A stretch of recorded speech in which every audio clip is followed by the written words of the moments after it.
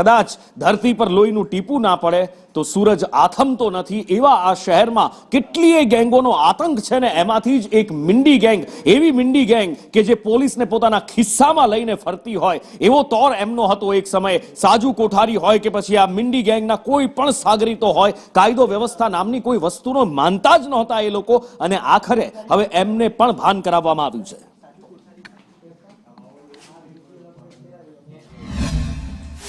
સુરત શહેરની 8 પોલીસની હદ વિસ્તારમાં આવેલા ખંડેરાવપુરા ખાતે તમને દેખાશે કે આ મિંડી ગેંગનો વિસ્તાર છે અને અહીંયા મિંડી ગેંગ જે આ સામ્રાજ્ય હતું તે અહીંયા ડિમોલિશન કરવામાં આવી રહ્યું છે. આ ઓફિસ જે છે એ કેઝર મિંડીની છે, જે ખુદ એક મિંડી ગેંગમાંથી આવે છે. અને મિંડી ગેંગ એ કોઈ બહુ મોટી ગેંગ નથી, પરંતુ એક પરિવાર છે જેના અંદર રહેલા પુરુષો દ્વારા આ ગેંગ બની ગઈ છે. અને આ ગેંગ પર ગુસ્સીટોકની કાર્યવાહી પણ કરવામાં આવી હતી. હાલ આ તમામ જામીન પર છૂટીને બહાર આવી ગયા છે. પરંતુ યાદ અપાઈ દો, આ મિંડી ગેંગ જોવા જાય તો ખંડેરાવપુરા અને ખાસ કરીને 8 પોલીસની હદ હોય, લાલગેટ પોલીસની હદ હોય અને રાંદેર પોલીસની હદના અંદર સારું એવું નામ રાખે છે. પોતાની ધાક રાખતી હતી, લોકોને ડરાવી ધમકાવતા હતા. ખંડણી, અપહરણ, હત્યાનો પ્રયાસ જેવા ગુનાઓમાં સંડવાયેલી આ મિંડી ગેંગ છે. તમારી સામે છે કે હાલ આ જે ઓફિસ બનાવવામાં આવી હતી, આ ઓફિસનો અહીંયા તમારી સામે છે કે ડિમોલિશન કરવામાં આવી રહ્યું છે. જેસીબી એટલે કે દાદાનું બુલડોઝર હાલ તમને દેખાશે કે અહીંયા કામ કરી રહ્યું છે. આ સ્પષ્ટ દર્શાવી રહ્યું છે કે આ તમામ ગુનેગારોને એક સંદેશો છે કે કાયદામાં રહેશો, ફાયદામાં રહેશો. અને અહીંયા હાલ આપણે જોઈ રહ્યા છીએ ત્યારે આ કામગીરી દરમિયાન ચુસ્ત પોલીસ બંદોબસ્ત પણ રાખવામાં આવ્યો છે.